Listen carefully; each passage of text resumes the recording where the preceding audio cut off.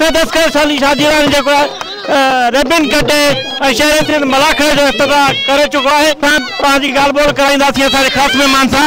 Sindh TV वारनि जी वॾी महिरबानी आहे जे हिन बूसर जे माहौल में घोटकी में जो कोई मलाखड़े जो प्रोग्राम रखियो अथऊं असां घोटकी जे तरफ़ां उनखे मुबारकबाद ॾियूं था ऐं निहायत तोराइता आहियूं। असां सां गॾु डिस्ट्रिक्ट स्पोर्ट्स ऑफिसर भी मौजूद आहे साईं मीर मोहम्मद कलवा साहब।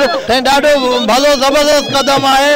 इन सां जेको आहे मल इनकराई थींदी ऐं जेके असांजी थोरी पुइना पियल रहंदी इनखे अञा वधीक मिलंदी हथी मिलंदी ऐं हीअ जेको आहे मिस स्पोर्ट्स ऐं सिंध टीवी वारनि जा निहायत शुक्रगुज़ार आहियूं जंहिं अहिड़ो इवेंट ऑर्गेनाइज़ कराया आहिनि हर डिवीज़न लेवल ते ऐं जेके हिन में घणनि सालनि खां शेर सिंध न थियो हो जेको उहो हिन साल पहिरियों चकर थियो वञे थो। ॾाढी साईं जी सिंध टीवी वारी महिरबानी। मां इन सिंध टीवी वारे कदम खे ईद जीअं मां ईद जी ख़ुशी करे पियो थो मल्हायां।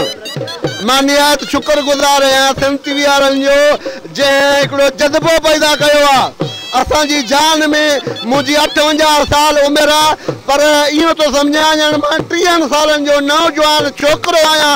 अॼु एतिरो मूंखे जज़्बो आहे। सिंध टीवी जा हिन कदम जेको आहे न सिर्फ़ु मल नौजवान करे छॾियो आहे पर हुन सां गॾु जेके मल जा शौक़ीन आहिनि उहे बि जेके आहिनि तमामु घणो सराहनि हिन अमल ते। कैमरामैन जावेद भुञो, अदा शोएब पठान सां गॾु मुश्ताक टावरी, सिंध टीवी न्यूज़ घोटकी।